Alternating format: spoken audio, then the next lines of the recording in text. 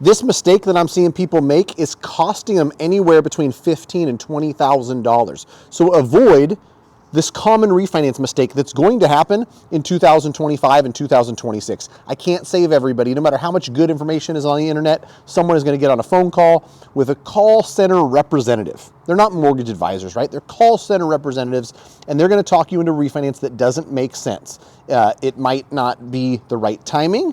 It might not be the right price for the right rate. But either way, watch this video and let me tell you a couple stories, a couple examples on how people might be lured. You might be in a 7.25% interest rate. You might have somebody on the phone telling you, I can get you into 5.99. I can save you $300 per month. Well, that sounds great. There's some of the things that you need to take into consideration more than just how much am I going to save on a monthly basis, because there's baked in cost. There's things that will cost you tens of thousands of dollars in the long run. So that's who this video is for. This video is for somebody who's got a 7%, a 7.25%, a 7.5%. And in 2025 or 2026, there's going to be opportunity to refinance your mortgage. Refinance is a great tool. I've helped many people save hundreds of dollars a month, thousands a year, tens of thousands of dollars over the life of the loan in interest, but it's just not always the right time to refinance. And I'll give you an example, because I think examples work really well to illustrate this point.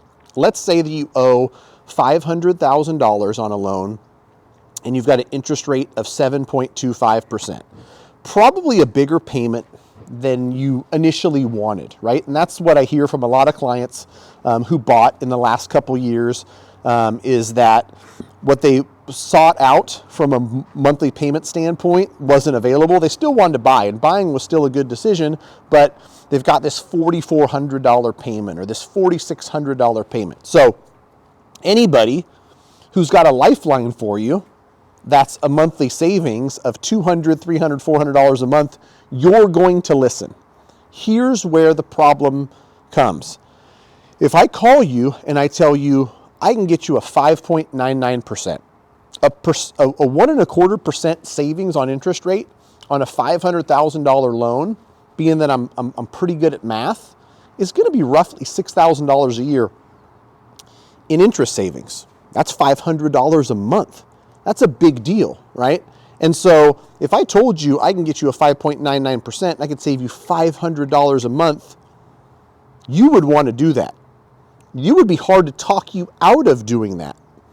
But this video is trying to do exactly that, talking you out of doing that unless it makes sense, unless the break-even analysis holds true and says, yes, this is a worthwhile refinance. So here's how they get you. You get a call from your servicer, from somebody who got your information online, and they're, pounding the phones trying to get refinances, because that's how mortgage companies get paid. They get paid a commission to close a loan, whether or not it's to your long-term benefit or not. They close a loan, they get paid a commission, period, the end, whether or not it makes sense for you. Mortgage advisors like myself, who take a lot of pride in doing right by people, getting referral business, having a network of raving fans that say, if you're doing anything mortgage, you got to give Matt a call. He's going to give you honest advice. That's different advice from a mortgage advisor, a professional, and a call center, commission-based, put another, mark on the board to get closer to my sales goal. Different thing. So, sales goal guy sitting in a call center doesn't care if the 5.99% costs 3 points. And I'll tell you what points are. 1% of the loan amount is a point. 1% of 500,000 is $5,000. So if I told you it costs 3 points, it's a $15,000 cost plus an underwriting fee, plus a processing fee, plus some title fees. There's fees involved in a refinance, right? So if those fees are $20,000, that $500 a month doesn't seem to sound as good as it once was. And to do some quick analysis on it, I would just say, what's the cost of the refinance? These points, underwriting, processing, title fees, and let's take that and divide it by your monthly savings. Now, this is probably even a better scenario than some of the stuff that they'll try to talk you into. But even in this scenario, $20,000 in cost for a $500 a month savings means that you're going to be in this loan for 40 months before it breaks even. That's over 3 years. Now, break-even analysis, different strokes for different folks, but the lower the better. The quicker you break even, the better. If I could do that same loan and it was an $8,000 in total cost, that's a 16-month break even. And that's easy math. I just do the $8,000 it costs divided by the monthly savings, which is $500 a month. 8,000 divided by 500 is 16. 16-month break even. In 2020 and 2021, I wrote somewhere in the neighborhood of 500 refinances. Those are all in California, by the way. We're licensed across 48 states now, so go to greatmortgagebroker.com. I can help you in just about every state. Greatmortgagebroker.com is where you fill out the form to connect with us. But just in California, I wrote 500 refinances, and I did that break-even analysis every single time. They went from 3.99 to 2.75. Saved 1.25% on a $400,000 loan, so they were saving $5,000 a year. It was $410 per month that they were saving, and if it cost $3,200, I could show them, look, you're going to break even in 8 months. You got to do this loan. Less than 12 months, it's like a no-brainer. 12 to 24, it's a maybe. 24 plus, you got to have a good reason to do that refinance. So that break-even analysis is something you'll never hear from somebody in a call center. Somebody in a call center will take that same $500,000 loan, that same $20,000 in cost, and try to talk you into something where you're only 0.75% in savings. And so it's maybe only $300 a month. And the break even now is 60 months, 70 months. I've seen some disgusting stuff. I've had clients bring to me, and I encourage you to do it. Bring it to me, bring it to somebody you trust, a loan estimate on a refinance, and do the analysis. I'm saving $200 a month. It's costing me $8,000. That's a 40-month break even. Should I do this? And then talk through it, right? Because here's what's going to happen in 2025 and 2026. More than likely, rates will trend down. Will they trend down fast? No. But they'll trend down enough where if a refinance doesn't make sense today, it might make sense in 6 months or 9 months.